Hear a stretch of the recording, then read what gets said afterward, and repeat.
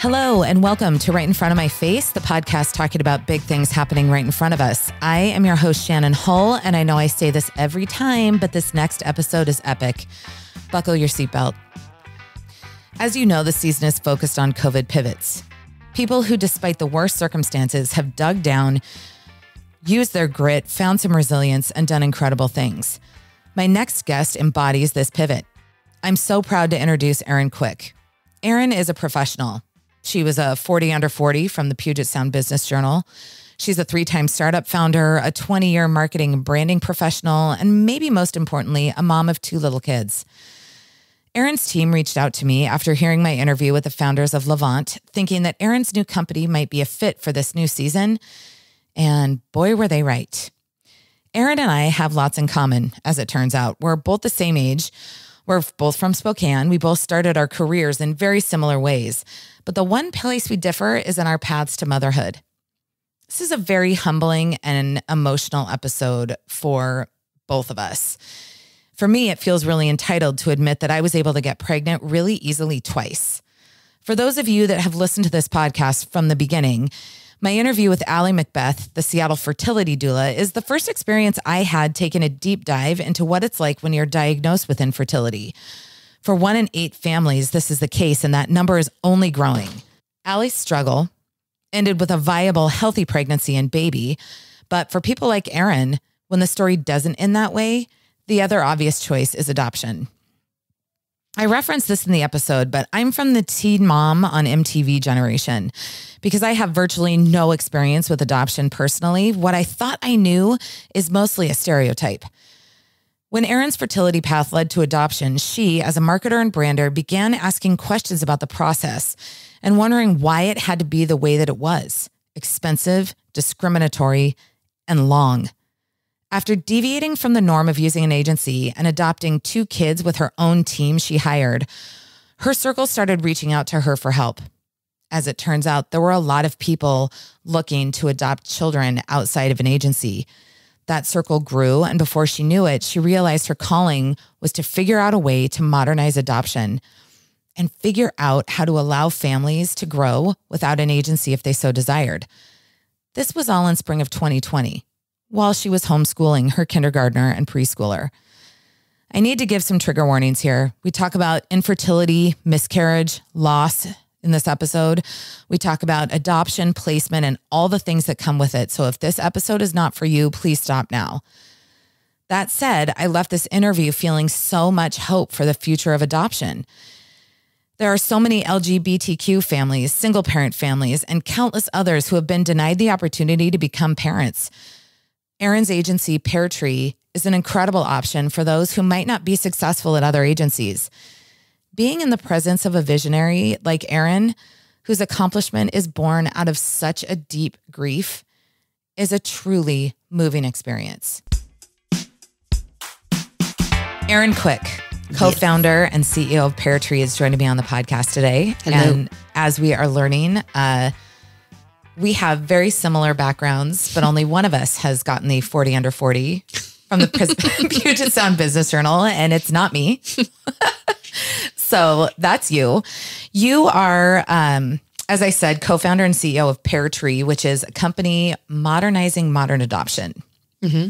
So we're going to get into that. And I am really looking forward to this conversation. And I want to preface this for the listeners, because I think we're going to take on some sensitive topics today, including adoption, infertility. So I just want to kind of put that out as I don't know if it's a trigger warning but just know that these are the topics that we're covering. So if you're sensitive, just be aware that this is what's on the docket for conversation today. Yeah, we'll probably also cover loss. And so I know that's also another big trigger. Yeah. Miscarriage and loss.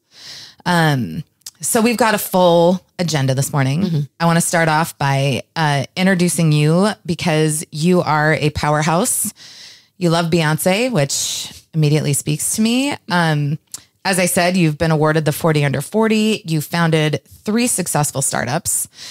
And now you're on to your latest venture, modernizing modern adoption through an online platform. You've got over 20 years of branding experience under your belt. You are a Spokane woman. Yes. Like me. And it is an absolute joy to have you here face to face in person from Bainbridge Island, where you now reside with your beautiful family. Thanks. I'm really happy to be here. So I want to kind of start off giving a little bit of your recent background, but your PR person had reached out to me because you are a friend of Lindsay Droz, who has also been on this podcast. And when I started looking into the work that you were doing, my mind kind of blew because I am a person that does not have experience with adoption, with miscarriage. I have to admit that I am a person that's pretty naive in this area because I was able to get pregnant really easily. People are probably flipping off whatever they're listening to this podcast on right now. Correct. Yeah. And it's something that I really hesitate to share actually, because it is just my story. And so I got pregnant really fast. But I know that this is not the way that most people start their family. So talk to me a little bit about kind of how you landed on solving this huge problem of adoption. Yeah. So first I would say, we joke about it a little bit, but it should be, you should not feel guilty. You should be, it should only be congratulations for people that get pregnant right away. But I do feel like women, because I know I for sure felt this way, have this kind of polarizing viewpoint that they just stuff down deep in their bodies when we get to like childbearing ages, where for people that it's really easy, that have never been through loss or struggled to get pregnant at all, it's almost like you shouldn't be faulted because you don't understand. Well, I didn't even understand my own menstrual cycle. Yeah. Let's be clear. Before I started to get pregnant, I read, I can't remember the name of the book off the top of my head, but it was a book all about fertility and ovulation. And I was like, I am 30 years old and I did not know this about my own body. I know. It's just not something we talked about. No, I know it's not. I know. And then you talk to people that are very well versed in it because they've had to become well versed, and they're taking their temperatures and like the stickiness, consistency of discharge and all this stuff. I did that. Oh, well, who hasn't done it now? I actually remember being on a girls' weekend and setting, because you're supposed to take your temperature at the exact same time every morning, being on a girls' weekend and like basically waking up the room of girls because my alarm went off at 5 a.m. to check my temperature. Because I was like, we were like deep in it. But anyhow, the kind of the somewhat abridged version of my story is I was in my young 30s and we had finally decided we were ready to build a family. And when, I had always had really normal periods. So I just kind of assumed like, oh, this will be easy. And after a year of trying and nothing, we moved into reproductive technology. And so did literally everything that was available to us. So it started with IUIs, which is artificial insemination. And we got pregnant right away with one of those. And so we thought like, oh, finally, it just wasn't getting far enough on its own. Sure. And so we just needed a little extra boost. Needed a boost. Yeah. And so that was kind of the first loss that we had. So at 8 weeks, I went in for my second ultrasound and no heartbeat. So that was like devastating to us. And then we ended up going through, multiple rounds of IVF and ended up getting pregnant 2 more times. And those both ended in miscarriage. And I think for us, we had always kind of naively said that we wanted to have one and adopt one before we knew what it was going to be like. And so we're like, this feels like we're just beating our heads against a wall. And I call them the dark days. 'Cause like those, I can't even explain to you how sad I was.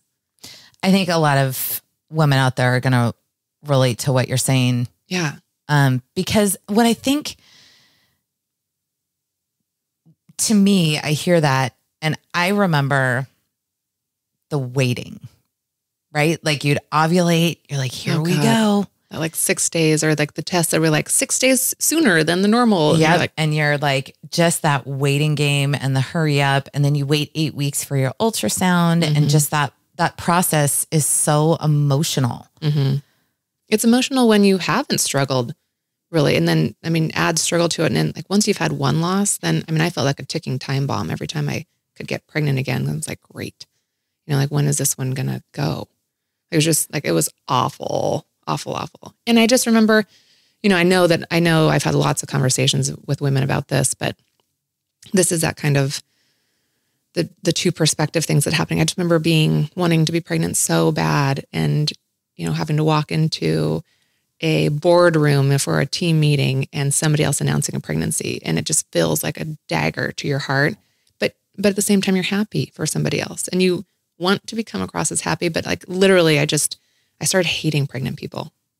Like any of my friends, I was like, that's great. I remember being asked to make cake pops for somebody's baby shower. And I was like, you've got to be fucking kidding me. I can't. But I made them and I delivered and I made them beautiful, and then as soon as I got to the baby shower, I ran into a bathroom and started crying because it's just like, you just can't, like, it's so sad. It's so sad when it's all you want. When it's all you want and it's nothing you can control, where like as a power person, yes, we are used to being able to say, well, I want this, so I am going to get it. If I put the work in, I'm going to do all the things. I'm going to pay for it. I'm going to exercise. I'm going to eat right. Stop drinking. Eat sweet potatoes. I'm going to do it all. You name it, I'm going to do it. And when something like that is so out of your control and you can't make it stick, the emotional toll alone would be unbearable. Yeah. I mean, it's really, really sad. And people, it's also kind of, I remember after our first miscarriage, just feeling so embarrassed because I feel like as a woman, like this is what my body is literally supposed to do. And I can't make it work.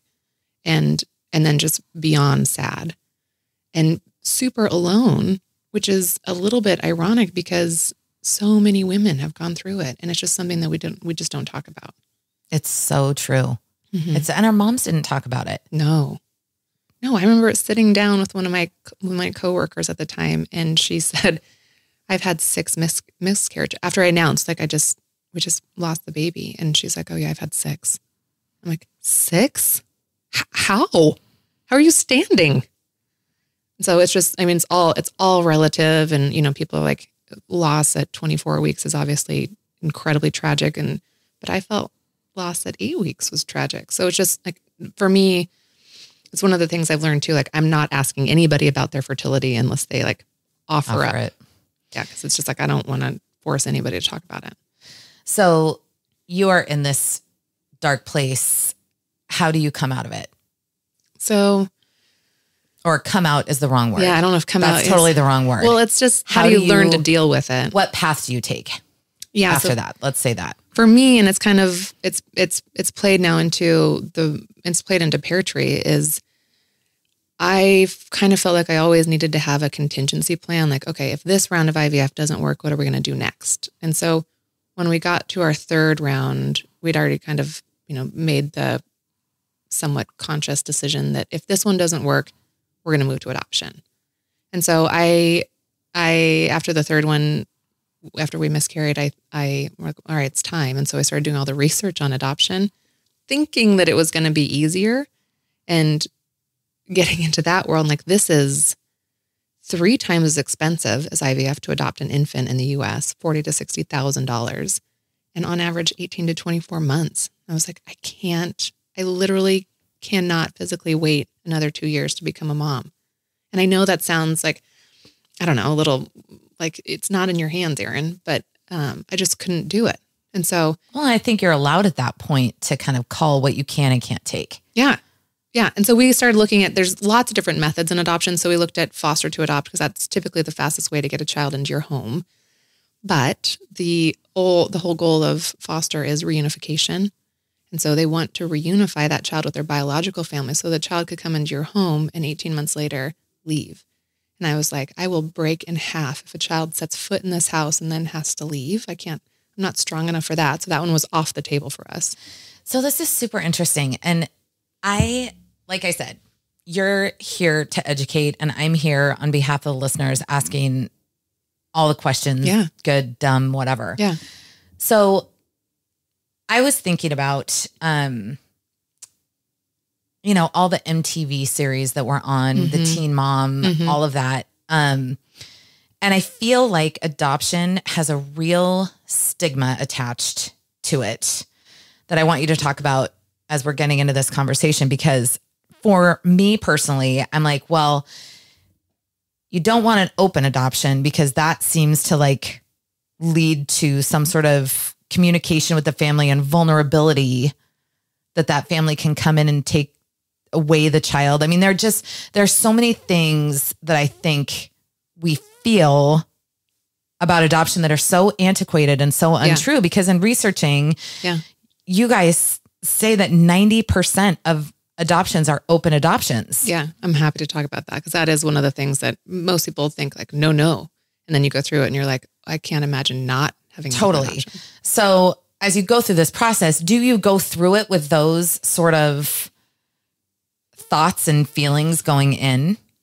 Yeah. I mean, like I've watched Teen Mom. I know how hard this is. Yeah. For everybody. I mean, I think most people in this country have kind of the hallmark after school special idea of adoption that we all grew up with. Like a kid being teased on a playground, and like horrible things being said to them about like your real parents didn't want you. And the honest truth now is families that go through adoption, it is so hard to get through adoption in the United States. And it's only available to families with wealth right now because it's so expensive that those families want those children more than most families want any child. So it's almost exact opposite now. But of course, like I approached adoption, like I thought it was going to be more of a ideally closed adoption. And it's like, okay, your chapter is ended and now our book is just beginning. Thank you. Bye.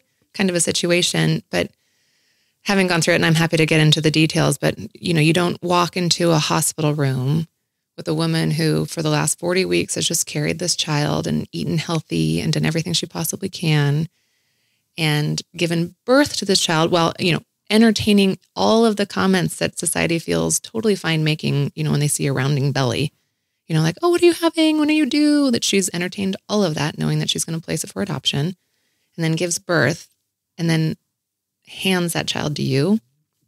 It is so intense to go through that situation with somebody that, like, I think for us, it was making sure that we could, it wasn't like, I want this to be closed. It was like, how can we keep you in our lives forever? Like, I want our son. And when I say our, I mean collectively, like I want our son to know this strength. This happen. Yes. And this courage and this insane love. Like our son's birth mom wanted to breastfeed him because she's like, this is like the, what I can give him. And I want to give it to him.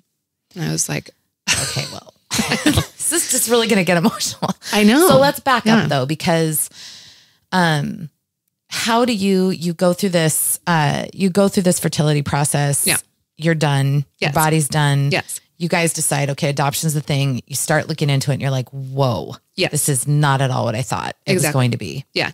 So we start looking at all the options. And so we looked at foster first, because again, that was the fastest. And that was kind of my like tunnel vision. I want a child in my home that I'm caring for. I want to be a mom.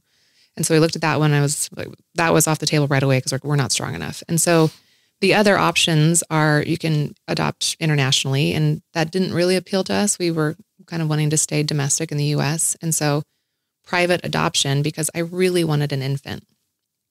And I say my husband definitely played a role in this, but I think I was kind of the driving train. And that's pretty common that what we say on Pear Tree, that there's one parent that's kind of driving the train. And so we started to pursue private adoption, which means most people think it means going to an adoption agency and, you pay the money and they kind of make it happen for you. Yep. And in doing the research with those, I was like, this doesn't make any sense to me. Cause as a, marketing person, I was like, well, what are you guys doing to like promote our profiles and how to use technology? And, like what's like the modern way to do this now? You get blank stares. Big time. Like huge, oh no, we just kind of rely on our network and we wait for a phone call from the people that we've always gotten phone calls from. And I'm like, what? That doesn't make any sense. Yeah. And also I'm paying you $40,000. Yeah. Mm-hmm. Yeah.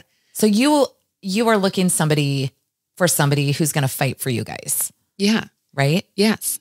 And then the other thing that I didn't like was like, I know how much I would fight for our family, but they have multiple families that they're fighting for. And I'm like, well, when do you put us in front of those other families? Interesting. And why? And how does that happen? And anyhow, I just was not satisfied at all with the process and come to realize the process hasn't really evolved for 50 years. And there's been a lot of trepidation around involving the internet for obvious reasons, Right. like it can be predatory if it's not used in the right way or completely unsafe. And so, but no one had been kind of finding a way to use the internet to kind of empower adoptive families, empower expectant moms and adoption professionals to make it better. So we decided adoption agency probably isn't the best route for us either. And we had some friends tell us, like, you're in Washington State, you don't have to use an adoption agency. So over what period of time does this happen that you're researching, you interview agencies, you're like, no, not foster is not going to work for me. Like how much time passes? I go, when I like have my mind set on something, I go pretty hard and pretty deep, pretty fast. So it was 2 weeks, maybe. Oh my gosh. Okay. Yeah.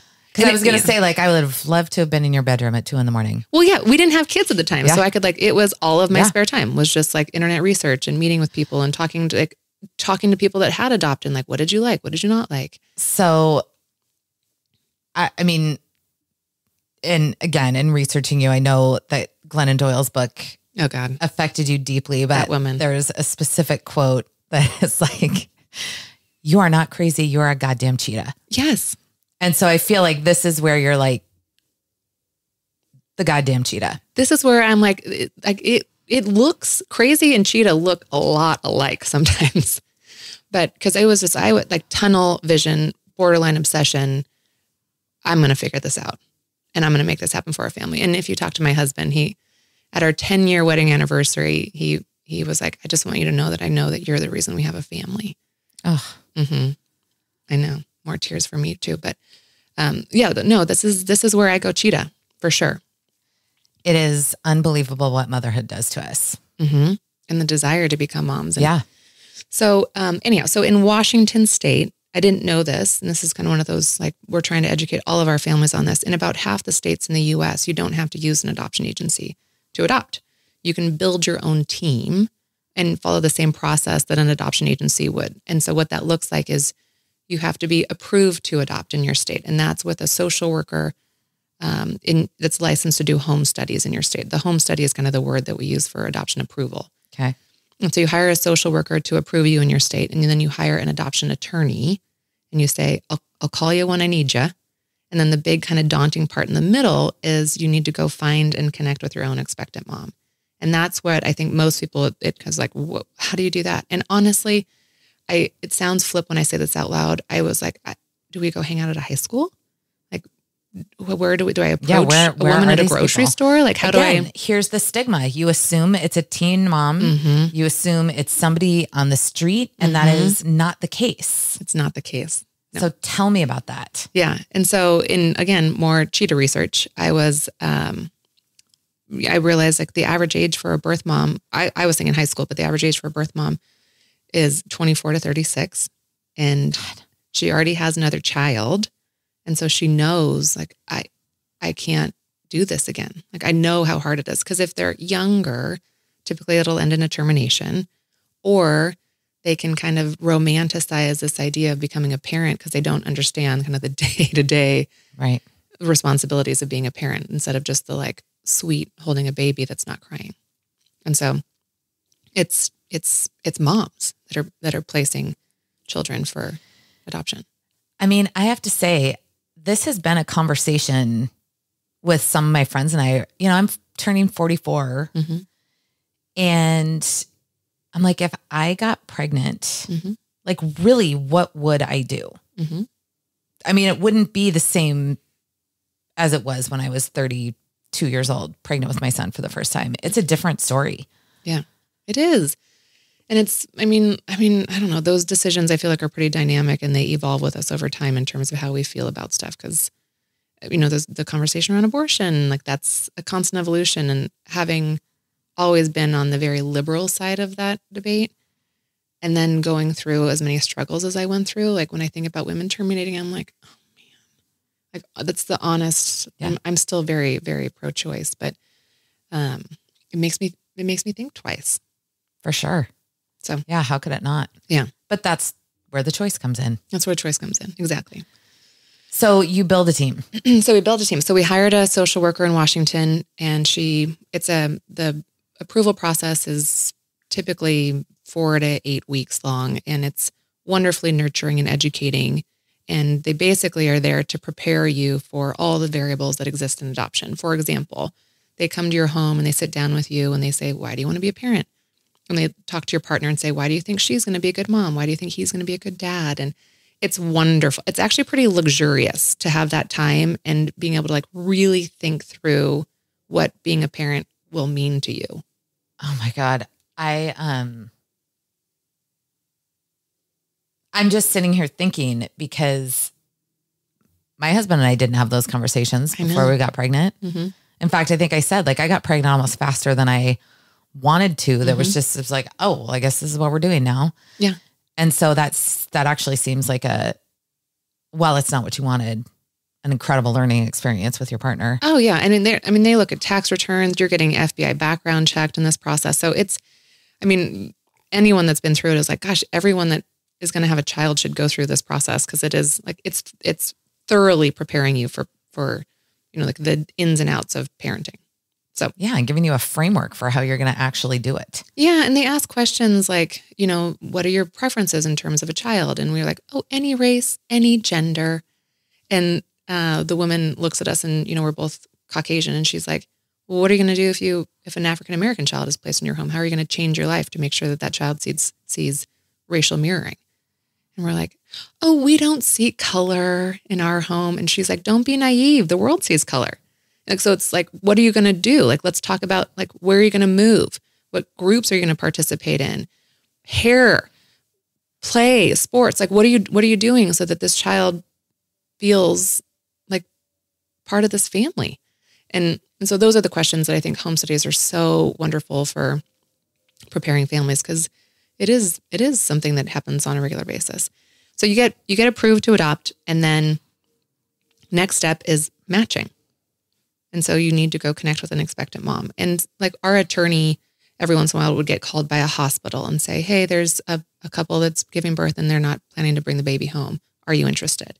And there's always like more information, like dad's bipolar, mom has X, X, and X going on. And you're forced to make a decision around that. But for the most part, what we ended up doing was, at the time, there were a couple like Match.com equivalents that were existing to place or to connect adopting families with expectant moms. And so we built basically an online dating profile, very, very similar to anyone that's used online dating, and went live with it. And within 2 weeks, we'd been contacted by many birth moms, but one of them was 39 weeks pregnant, and she was in Michigan. And she said, are you available? This was a Wednesday. She's like, are you available to fly to Michigan to have lunch with me and the birth dad this weekend? And my husband and I were like, sure. Guess so. So flew to Michigan. And I remember like sitting on the plane with my husband, and we were both kind of looking at each other saying, this is just lunch, but this could be a very big lunch for us. And so we met them for lunch that Saturday, and I remember when they walked into the restaurant, I was like, oh my God, like I want to be friends with them. They were just so loving, so gregarious, so much fun to be around. We sat down and talked for about an hour, nothing about adoption, nothing about her pregnancy, just getting to know each other. And then about an hour in, I was like, well, should we talk about, why we're here? And they said, yeah, we have one kind of a deal breaker question that we want to ask you. I was like, oh, great. And we were actually kind of ready for the Spanish Inquisition, because we were like, who knows what's going to be thrown our way. And she said, do you believe in public school or private school? And my husband and I are both huge public school proponents. And so we answered it honestly. And she's like, oh, phew, us too. And then she's like, hey, do you guys want to go to dinner tomorrow night? We know a great farm to table dinner place. And we're like, yeah, that sounds great. Sure. And then she asked if we wanted to go wine tasting prior to dinner. And I was like, is this a trick question? Because I am my best person when I'm wine tasting. So, but I don't know if I should be saying no to you. And so we ended up going wine tasting, and it turns out she loves rap music. I love rap music. So that was the weekend with them. We unbeknownst to us, they were also doing that with 2 other couples. And so we flew home on Monday morning, and on Wednesday they called and they said, we'd be honored if you would be the parents of our little boy, which was unreal to us. And then he was born the the following Monday. Wow. I know. So we flew back out. She went into labor and she texted us right away and we went straight to the airport. And I mean, talk to me about the level of trust you have in this person you just met saying, yep, we want you to be the birth parents. Are you skeptical at all in that moment? Or are you just like, this is such a sign, we're just going to go with it? I think we were so naive and it was happening so fast that we were just like, we're going to go with it because we didn't really know what else to do. Now, when people, we see it on Pear Tree when an expectant mom says, I pick you to the adoptive family, we're like, let's get to know the circumstances around this to make sure it's legitimate. But for us, like we didn't know any different. And the other kind of honest answer is we hadn't invested very much in this. Like we'd known each other for like a week. Yeah. And we'd had some, hours and hours and hours together, but we hadn't like really emotionally invested in it yet. So when he was born and we went out to the hospital, I remember again, my husband and I kind of looking at each other on the plane saying, this could be a weekend in Michigan or this could actually be 2 weeks in Michigan, or this could be like life-changing. We are here with Cassie Walker Johnson with Johnson & Walker with Windermere. First question I have for you, Cassie. If a seller wants to maximize their return on investment, what should they be focused on? The most important thing that you can focus on is flooring, lighting, painting, and yard cleanup. Those are the first 4 items that we always go to really help a client update with a way that gives the house a real sparkle. And then from there, if they want to do further investment, we always recommend focusing on kitchens and bathrooms. Those are the first 2 things that make the biggest impression when somebody's coming to look at their home, and therefore you'll get a higher return on investment. Cassie, do you give people advice on these 4 ways to make their home sparkle? Not only do we give advice, but we help manage it. We bring the vendors. We offer full concierge service so that we can help you get the best bang for your buck. You all can find Cassie at johnsonandwalker.com. See you there. Can I ask you about how the mechanics of it all work? Yeah. Like you go into the hospital room, are you signing paperwork? Like how does that work? It seems awkward. It is awkward. And so we've had one adoption that was very fast, the one I'm talking about now. And we also had one that we had lots more time. I don't see there's no difference in the level of awkwardness. It's just always awkward and crazy emotional. I tell people it's the heaviest thing I've ever been through, and not bad, just the heaviest, because you do, as an adoptive family, like you talk about feeling guilty for getting pregnant right away. As an adoptive mom, you realize pretty quickly, like my joy is the inverse to her pain. So it's heavy for sure. But yes, logistically, we rolled into the hospital. The birth family had arranged for us to have a hospital room 2 doors down from them. Oh, wow. Yeah. And so we checked in like a hotel. They sound with it. They were. And like super smart. Yeah. And yeah. I mean, they both like literally, this is the other thing I tell people, that these are okay feelings to have. When they walked into the restaurant, when we met them for the first time, they're both incredibly good looking people. And my mind was like, oh my, like I want that child. It's bad I feel bad saying it out loud, but it's the honest truth. Like they're both college educated. They both played sports. They're both like incredibly smart, successful people. So it's just, this wasn't a baby that they were ready to parent. yeah, I mean, I think I'm just sitting here trying to process it as you're saying it. And it is like, not everybody wants to be a parent, and it is not for everyone. No. And what a beautiful thing. What a beautiful thing. Yeah. Yeah. They knew it, and so anyhow, so we logistically again, so we met with the social worker in the hospital. Our attorney was sending the social worker paperwork for the birth family to fill out. They were filling it out, in the kind of postpartum days. And once all the paperwork was completed, she was released from the hospital, and we spent 1 more night there, and then we were released. And so what's your agreement with them in terms of open adoption? What does that mean? Yeah. So technically that adoption is closed, and that's not because we wanted it. It's because they wanted it. Okay. But while the kind of the legal nature of it is closed, she texted us the day, within an hour of leaving the hospital. And she said, I do want this closed, but legally, but I really want to have contact with you. And so she wanted the paperwork sealed. But she wanted to have contact with us. And how was that for you?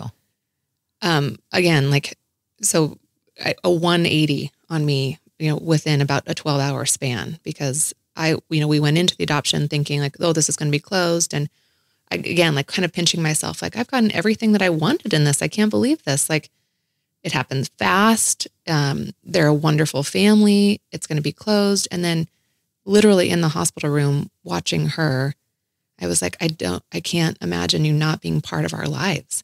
So a complete flip-flop for me. Did you tell her that? No, because I was trying to respect her feelings. Totally. And so when she texted as soon as she left the hospital, I was like, oh, thank God. Like we will do anything you want. Like you tell us when to stop sending you photos, or like you tell us how much contact is too much, because we will do anything for you. And so it's evolved into emails a couple times a year with that family. And that's lovely. She's now married and has other kids. And do you find that most of your adoptive families are that respectful if needs change? Yes, I do. I think a lot of adoptive families approach it kind of the same way I did in terms of wanting it to be closed or being a little bit like, ugh, because they've heard the horror stories.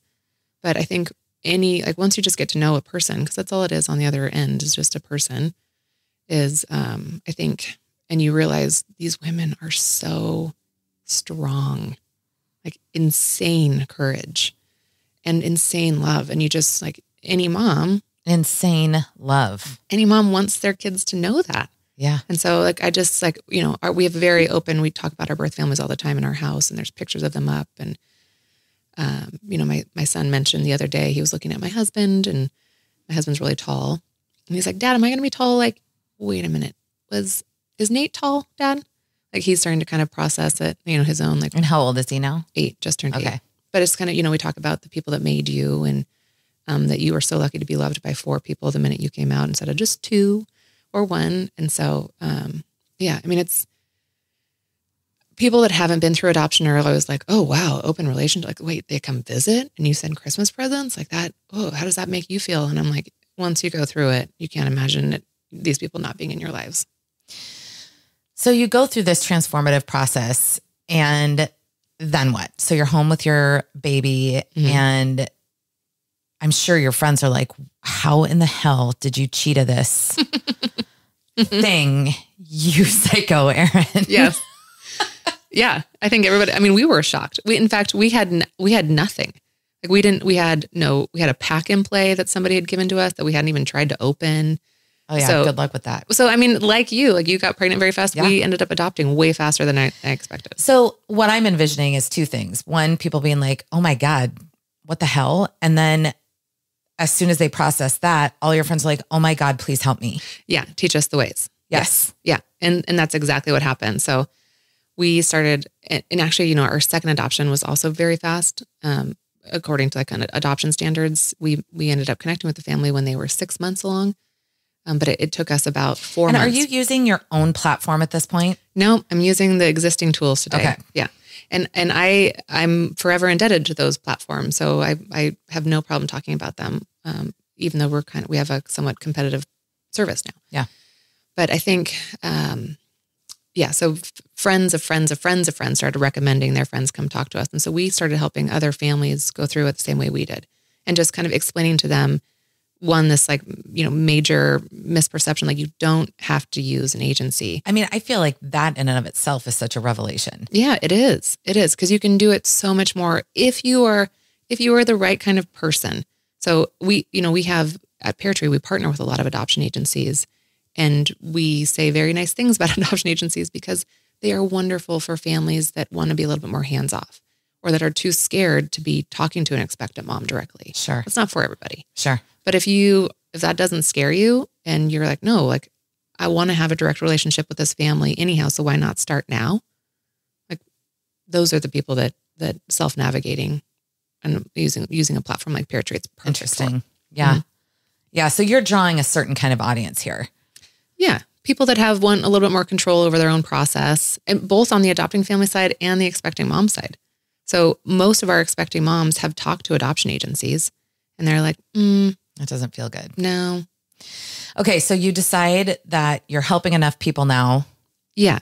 So one day I remember this. So I'm like, gosh, we helped a family in Southern California adopt very fast again. And I remember like, I wonder what's the market size on adoption in the US? Like thinking it was going to be small. Teeny tiny little number of $17 billion. Exactly. Yeah. And I was like, what? And then realized it's similarly sized in other developed countries. And so I was like, wait a minute, this is a business that nobody is talking about.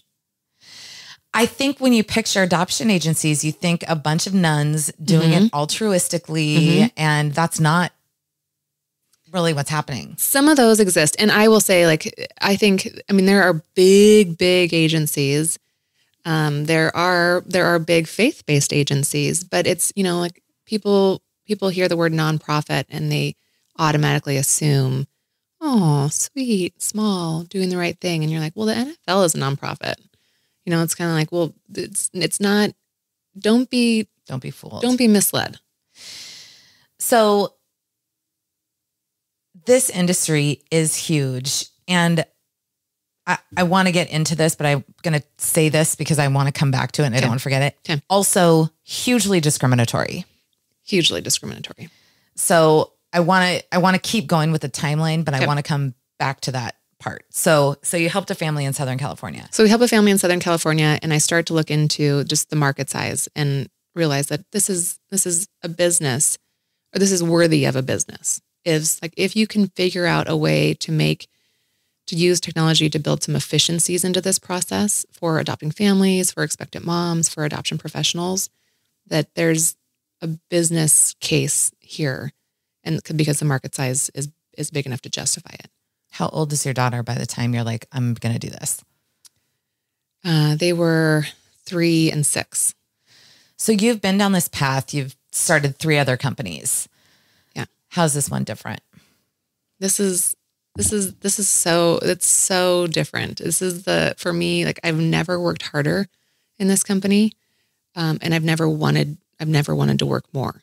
Like I wake up, I have to like remind my brain, like, Erin, you need to stop and be a mom, or stop and be a wife right now, because it's all consuming for me. Cause I'd go cheetah on this one. So this is, again, it just speaks to the power of becoming a mother and realizing your own power, turning 40, be like, no, this is the thing. Yeah. Like, this is the thing I'm going to do. Yeah. And one common theme that I see in everything I read about you is the phrase tech for good. Mm-hmm. So you have a tech background, you have a brand background, which, talk to me about getting your first round of funding. How does that work? Because I've seen the Theranos documentary. Like, I was thinking about you as I was watching it, because being a female in tech is not easy. Yeah. And getting VC money as a female, also not easy. Yeah.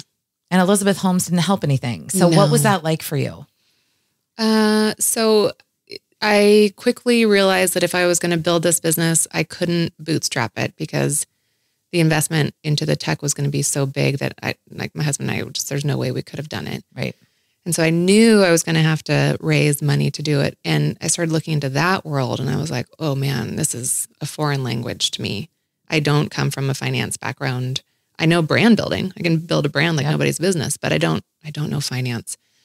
And so I started talking to friends of friends that were in venture capital, and I had a pitch deck. And so I would present them the idea, and they'd be like, this is, in fact, one of them who I'm forever indebted to, his name is Jacob Kolker, was like, this is a worthwhile idea, and you should probably look into an accelerator program.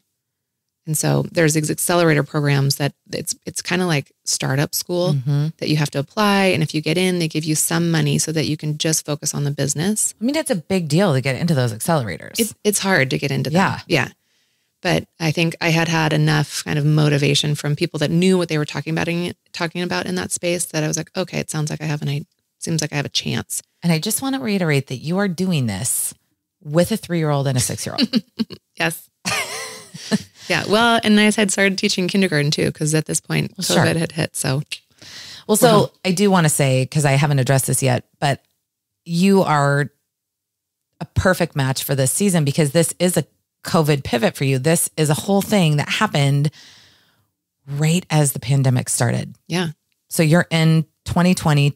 It's in we're summer of 2020. Homeschooling 2 kids, littles. And applying to accelerator programs. Yes.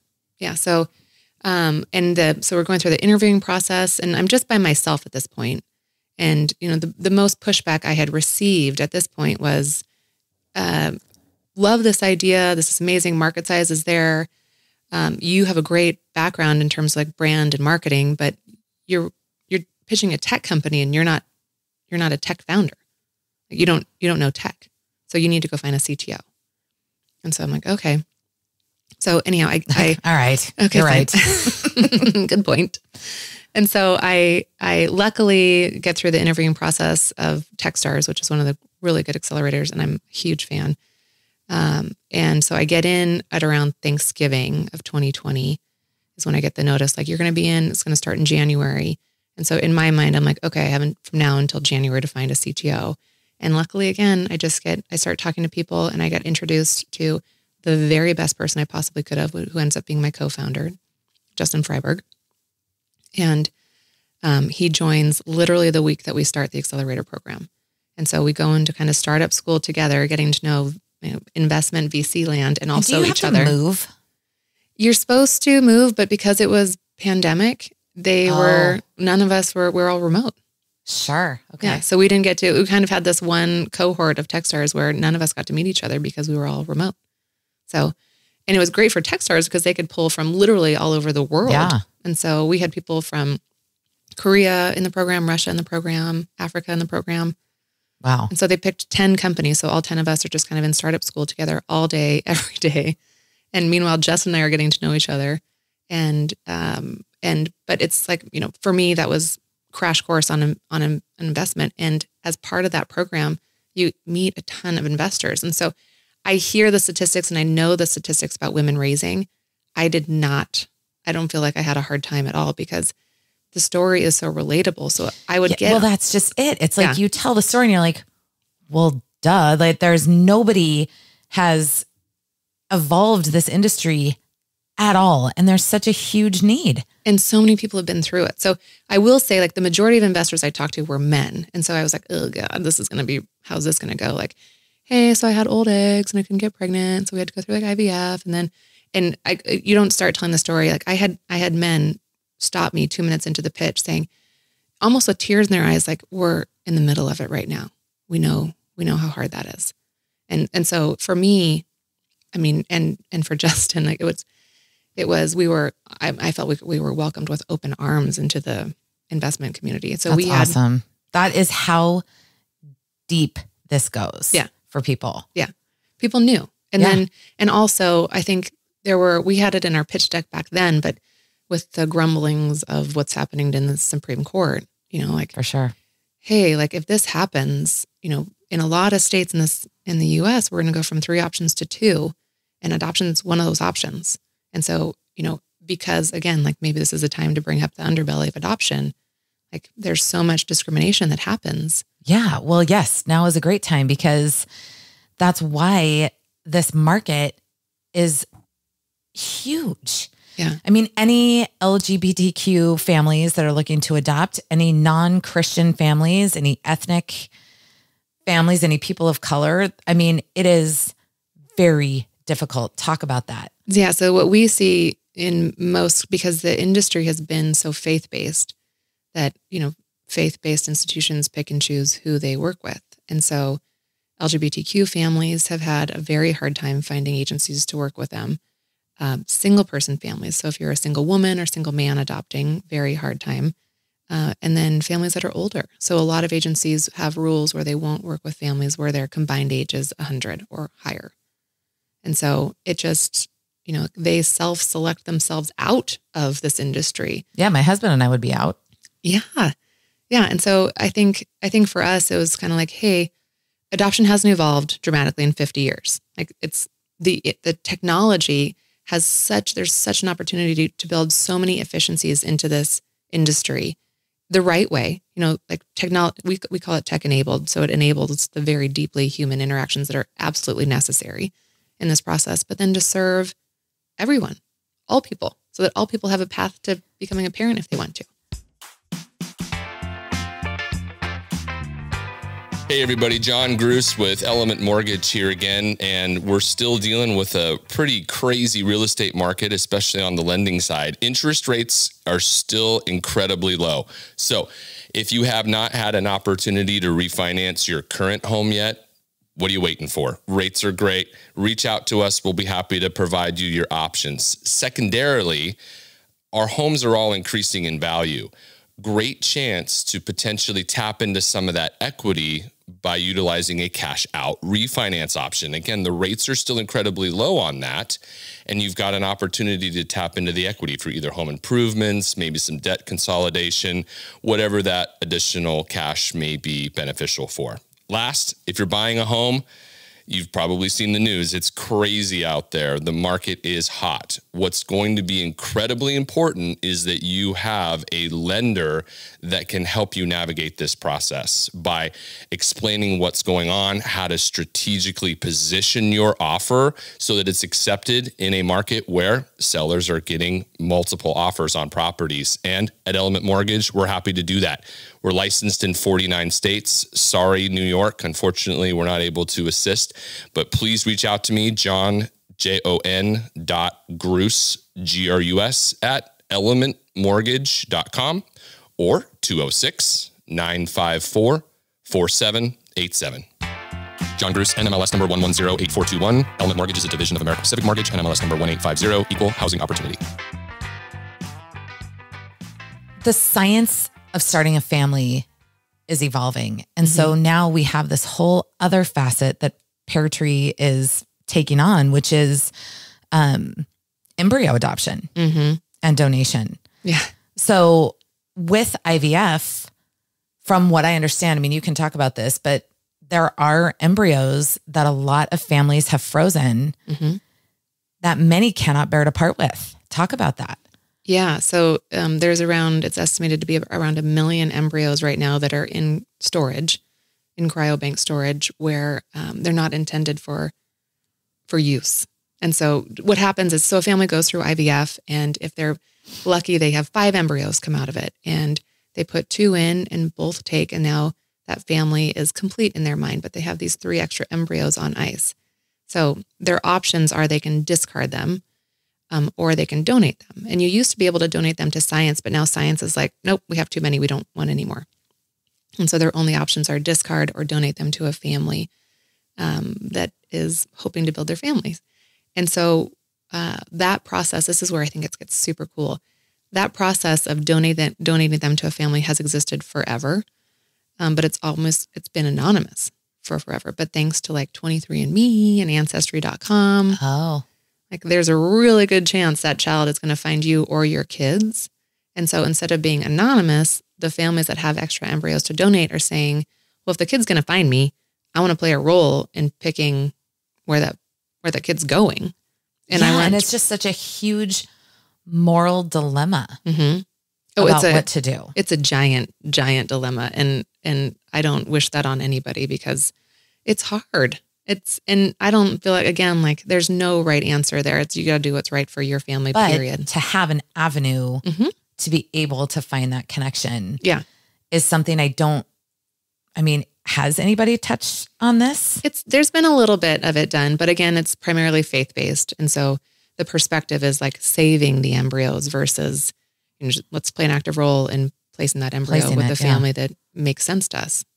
And then what happens is that, the process, even though it's embryo donation, it looks a lot like adoption. So an embryo donor family picks a waiting family, and then they build we're seeing a lot of open adoption agreements built that they're like, well, we want to be involved in your life, or we want to get pictures, or, for medical reasons, if you guys ever need anything, let us know, and vice versa. Interesting. So that ends up looking a lot like adoption. And so that's why at Pear Tree, it kind of makes it a perfect match for our platform. What are the odds of an embryo being placed? Because I would imagine that adoptive families have to go into that knowing your percentage chances are what? Yeah. I mean, it depends on a lot of factors in terms of like, what's the age of the uterus that's going into, and what's been done in the past, and what's the health of the embryo. So it varies greatly. I don't think I would even be able to give you a statistic right now in terms of like how many live births come out of an embryo being donated. Interesting. Well, so you build this platform. How do you get the money? You're homeschooling your children. We were live already by the time we were in the Techstars Accelerator. We had launched what we call kind of an MVP. And so families were signing up, expectant moms were signing up, matches were happening. And so that obviously made it easier for us to raise too. So if an expectant mom wants to find you, would she literally be Googling, Yeah, literally. How do I place my child? Yes. Or like, looking for couples wanting to adopt. So I saw kind of a funny story in one of the interviews you did about your search options when you were first starting. Oh yeah. I think it's a good story if you won't mind telling it. Oh, I don't mind telling it at all. It's, I think when we were new, and as startup founders, you have to figure out everything on your own. And so we're like, well, we know we need to do like search engine marketing. And so obviously we need to own the words adoption. Didn't even cross my mind that we would be paying for pet adoption, dog adoption, cat adoption. So wrong business. I had one of my husband's friends look at it, and who specializes in it, and he's like, "Hey, Erin, you're spending quite a bit of money on like dog adoption." I'm like, "Oh, F." It's like the lessons you learn. Yeah, didn't even cross my mind. With same thing now with the term home study, which is big for adoption approval, but thanks to COVID, there's a lot of home studying. Oh my gosh, happening. Yeah. Wow. So. Yeah, I think so.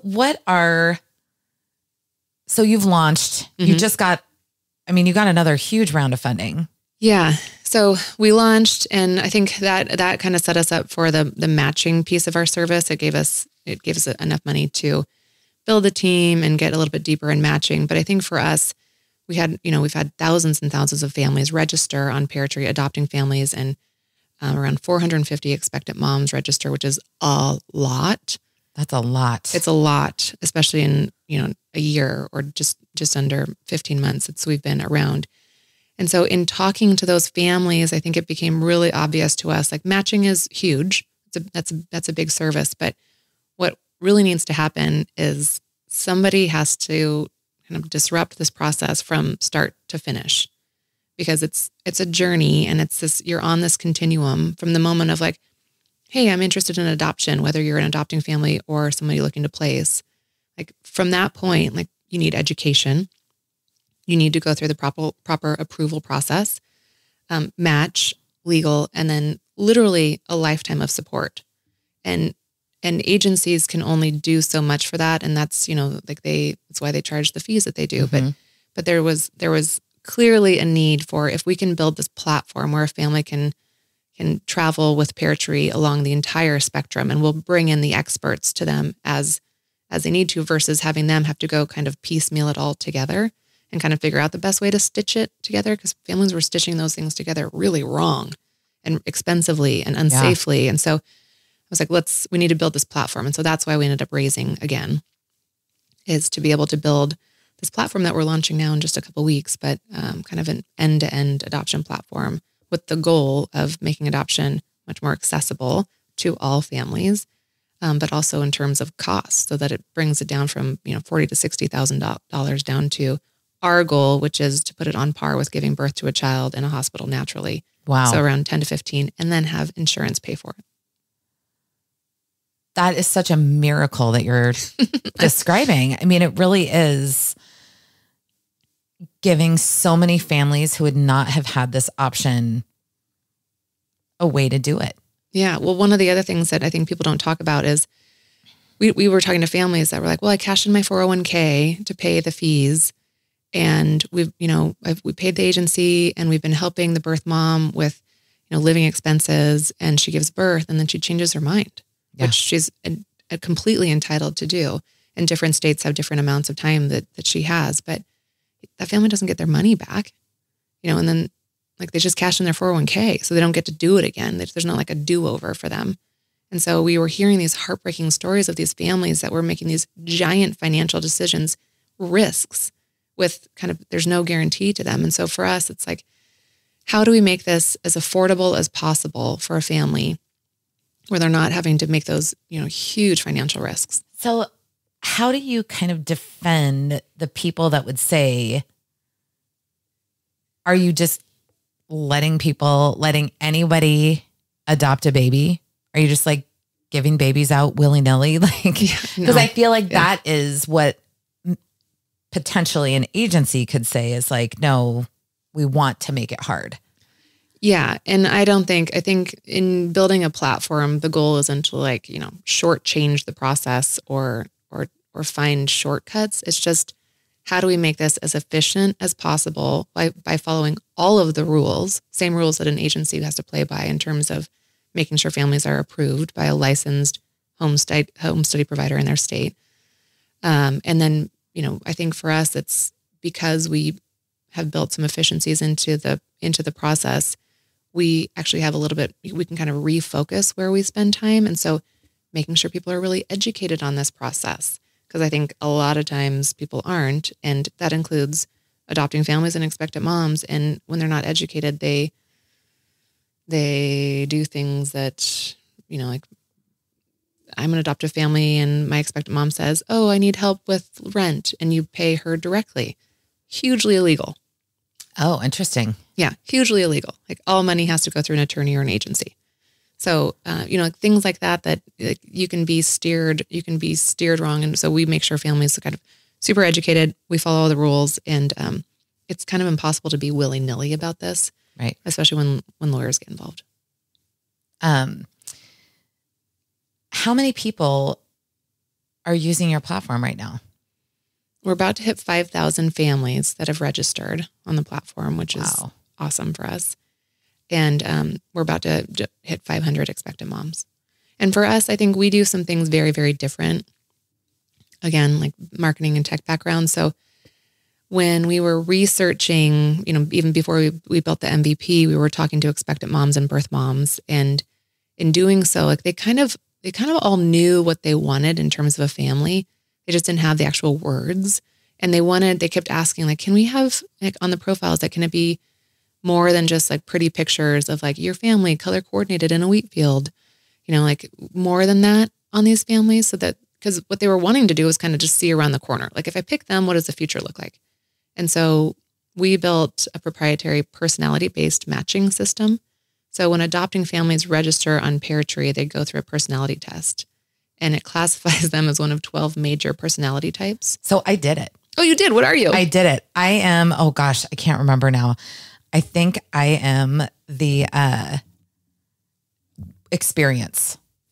Explorer? Yes. Explorer. Okay. Yep, I'm an explorer. Yeah. So when expectant moms register, then they pick the personality types that they're most drawn to, and that's how the matching mechanism works. And for us, it's like these we've had moms that are like, I want a family that is going to travel and experience new things and show this child new things. And so I was fascinated with the matching because it made me think about what kind of parent I am. Yes. And the parent styles are so different. They're like the people that value being at home and just like being crafty. And there are people, like me, that value going out and having experiences and doing those kind of things. And I had never looked at parenting that way before. It was like an Enneagram for parenting kind of. Exactly. That's exactly what it is. Yeah. So personality-based matching, and then the kind of, and again, like educating people on adoption. there are a group of people that will pose as expectant moms to try to scam time, money, or attention out of adopting families. And that is the primary reason that people are afraid to use a platform approach like Peartree versus go to an adoption agency. Interesting. And so we've built a bunch of safety measures into Peartree to make sure that doesn't happen, because we were scammed. We were scammed during our second adoption, which like rocked me to my core. Whoa. Yeah. I was like, can you talk oh about my it? gosh. Yeah. I was like, oh, there's no way I'll ever be scammed. Like I knew it was kind of like this thing that existed out there. And I was like, no. Okay. No, by the way, I'm so naive and I'm so glad you're talking about this, because I mean, it makes total sense when you say it. And I never would have thought about it. Yeah. And because it is like the whole industry has a little bit of a Wild West to it. So it's just like people can do this. Like you can be pregnant and tell a family that you're placing with them, and you can receive money from them for living expenses, medical expenses, transportation, whatever. Give birth, change your mind. That's 100% fine to do. And if you are doing that, like because you're trying to scam money, like there's no consequences associated with that. You can also just be an expectant. But what happened to us is we were catfished. So, and I'm laughing at it now, but it was awful going through it. But it was this gal that I connected with on one of these sites, and she was sending me ultrasounds. No way. Oh yeah. And none of them were hers? None of them were hers, for about a month. And we were talking all the time, and tons of red flags going off, tons and tons, but I had tunnel vision. And my husband was like, I don't know, honey, I think this is, and I was like, no, it's fine. It's fine. Oh my God. And no money. She never asked for a dime. It's like actually a little bit more sad in terms of like on the level of pathetic. It's like on the saddest rung. And because she literally just was after my time and attention. How'd you find out? We'd been talking for about a month, and I was driving home from work one day, and she called, but she didn't really want to talk. And so I was just kind of probing questions. And I was like, well, tell me about the birth dad. You haven't talked too much about him in the past. And she got very coy and like reserved all of a sudden. And she's like, why do you want to know about him? He's not important. And I was like, no, he's pretty important. Let's tell me just a little bit about him. And she wouldn't talk about him. And I was like, well, remind me his name. And because I was starting to get like, wait, what's going on here? This is very strange. And she wouldn't give me his name. She's like, I'll text you his name. And I was like, okay, we'll do it like now, and like, we'll talk later. And she texted me his name, and it was a completely different name than she'd given me or my attorney. And so I called my attorney. So your attorney is in on this whole thing? Yeah. So what we tell families is once you feel like a really strong connection to somebody, it's really great to get a legal professional involved. Just to collect information and start paperwork. And so my attorney had talked to her as well. And so I called him right away and I said, what's going on? And he's like, nope, that's not the name she gave me. And he started kind of defending her, like, maybe she doesn't know who the dad is. And she just gave you the wrong name. I was like, absolutely not. Like kind of like woman intuition stuff. I was like, I can tell when a woman's lying to me, and she's for sure lying to me now. And so, but even my attorney kind of refused to believe it, because that's how good she was. And so I sent her a note, and I was like, hey, this is a different name than you gave me originally. And I was like, what's the deal? Never talk to me again. Never talk to me again. And so my attorney actually tried to follow up with her a couple times, just as like, he's like, maybe she's just scared. And she ghosted him too. So, how devastating. It is devastating. And so there actually are two like well-known scammers. One's in Georgia, one's in Arizona. And this was the one that was in Arizona. That now that I've seen the patterns from hundreds of families, I'm like, oh, wow, that was exactly our, like she picked us right away. She wanted to talk all the time, tons of red flags, super extreme circumstances. There was one night, it was 11 o'clock at night, and she was calling me. She had an 18-month-old that I have no idea if she actually has an 18-month-old, was describing this 18-month-old, telling me that she didn't feel safe to be in the home with her 18-month-old in terms of like postpartum depression. Whoa. And I'm like, do I call 911? And so I did. I called 911 and sent them to the address that I had for her. And they couldn't find it. Didn't exist. And that wasn't even for me like that. I still continued on with her. So it was just like, I had like, and so I completely relate to our families that go through this, but I was like, it's when you have tunnel vision, it's distorting. And hope. And hope. And you're talking to people who are in very different circumstances than you have ever been in. And so, and you just want to kind of believe the good parts. So how does Pear Tree help eliminate the scamming? Yeah. So Because it is online. It is scary. it is scary. Yeah. So we have kind of two security measures in place. One is identity verification. And so it's optional for our expectant moms. And we don't see any of them do it like when they first sign onto the platform. But once they've connected with a family, then, and the family says, hey, can you verify yourself? Then that's kind of that's further down in the process. But we are constantly tracking what we call 4 major markers of scam behavior. And so if she flags one of the markers, we let the families know right away, like, hey, she flagged a marker. Doesn't mean she's a scammer, but just proceed cautiously and or get your legal person Can you involved. talk about the 4 markers, or is that proprietary? No, we can. So one of them is like location. If she registers and her IP address is in Ohio, but she tells a family she's in California, Oh, okay. like, hey, like doesn't mean she's a scam, could be something else, but just proceed cautiously. Super, super extreme language right out of the gate. Like very, very extreme circumstances in message number 1, because that's kind of a test for a lot of scammers, is they're trying to see like, how desperate are you? Interesting. Like if you believe this, Okay. you're probably a good candidate for me. Doctored photos or images that we can find on other people's Instagram accounts. So if she's my uploading gosh. photos and then just kind of the number of families that she's talking to. So if we see one expectant mom that's cutting and pasting the exact same message to multiple families, that's a pretty big marker for us, because legitimate expectant moms, now that we've had enough register on Pear Tree and we can recognize behavior, don't do it. They send very custom messages to families and to fewer families than you would expect. So are families signing up? Is this like a subscription fee model? So you're paying to be a part of the Pear Tree community Yeah. for as long as you need to be there? For as long as you need to be there. So instead of having just kind of like a flat balloon payment up front to work with us, it's $75 a month, and you pay, there's no contracts, you just pay on a monthly basis. And if your legal professional is working one of our partners, then it's reduced by 20% forever. So it's that kind of it's somewhat heretical in terms of our view, because instead of having these giant balloon payments at the beginning of an adoption journey, which is kind of what the conventional method demands, our point of view is you need to preserve your budget for as long as possible, because the longer you're waiting, the wider you're going to want to go. So the longer you wait, you're going to want to start to add other methods of outreach. And so our theory is like preserve until you feel like, okay, we're going to add one more thing, so that you end up you preserve your budget until you feel like you need to start spending more, versus just kind of lump sum sunk cost into one place. Erin, this is really important work you're doing. Thanks. And I know you don't have a ton of time, and I've already taken a lot of it, but I feel like I could sit here and talk to you. It's a crazy world. It's a crazy world. And I'm sitting here reflecting on it, just thinking it's one of those things that is right here, very present in our lives all the time. And we never talk about it. Even, I know a few families who have adopted and we don't talk about it. Yeah.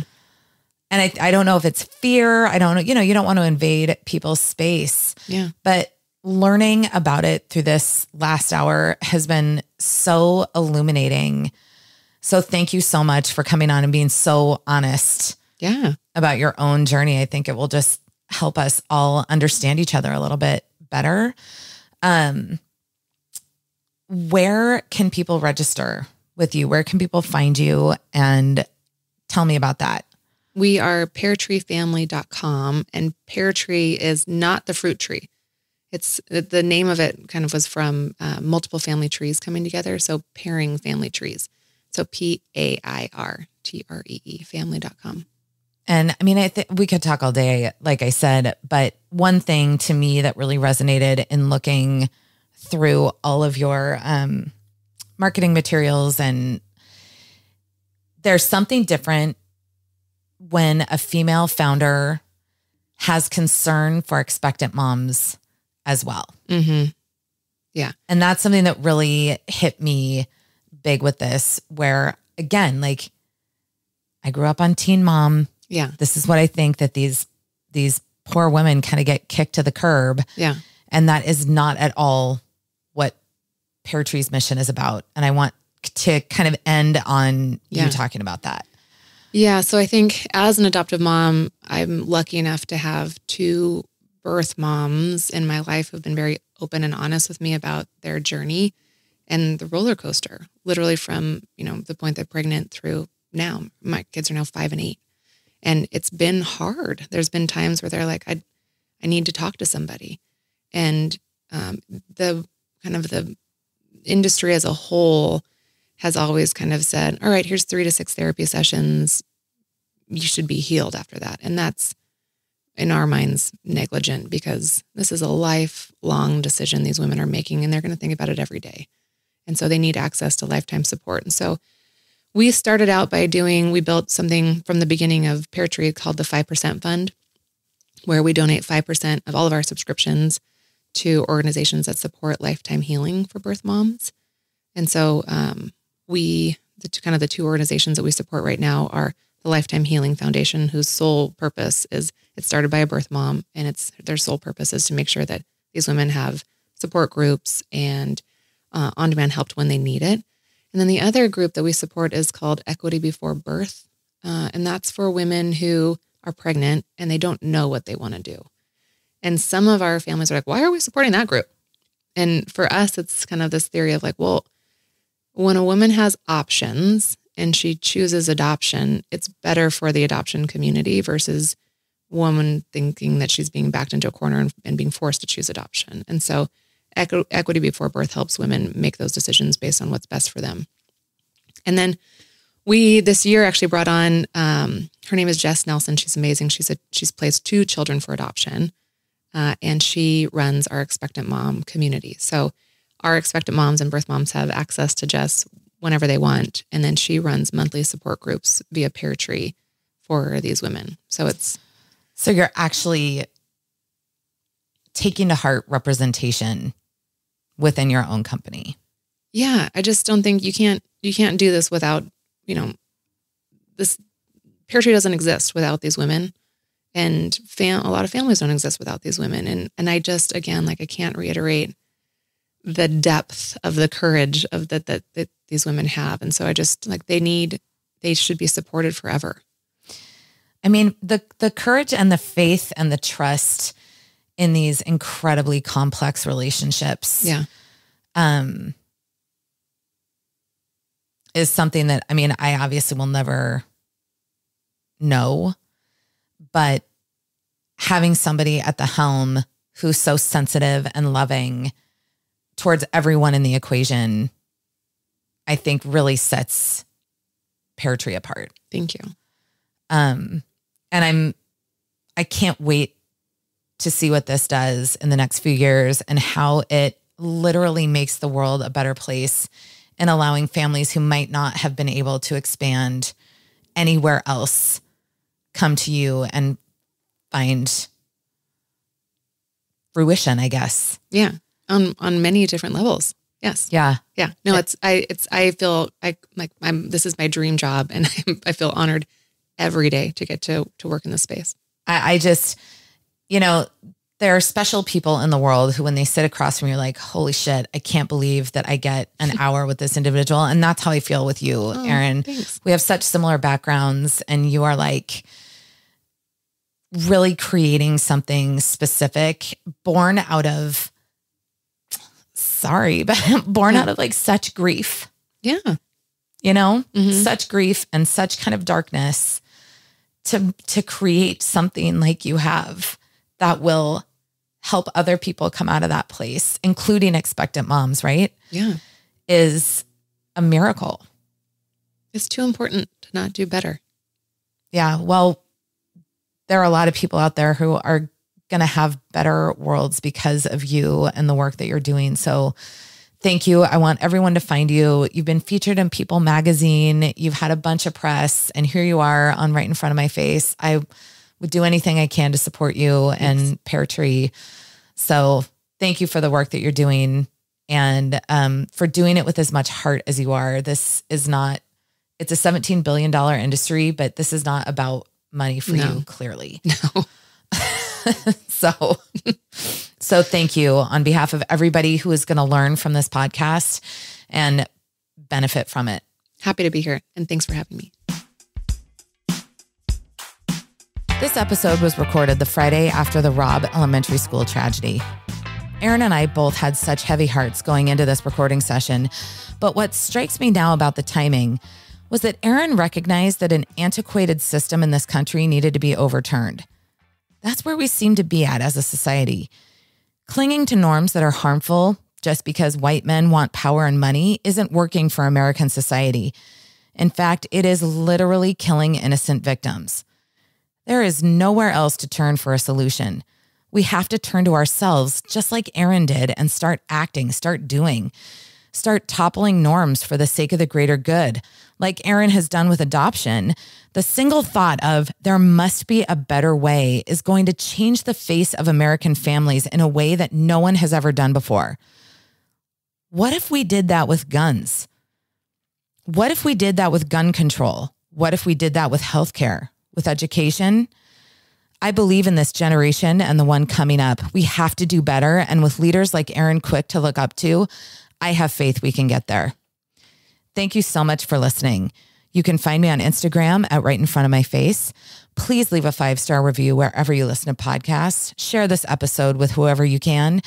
And more importantly, ask some deeper questions this week because you never know what's happening right in front of your face.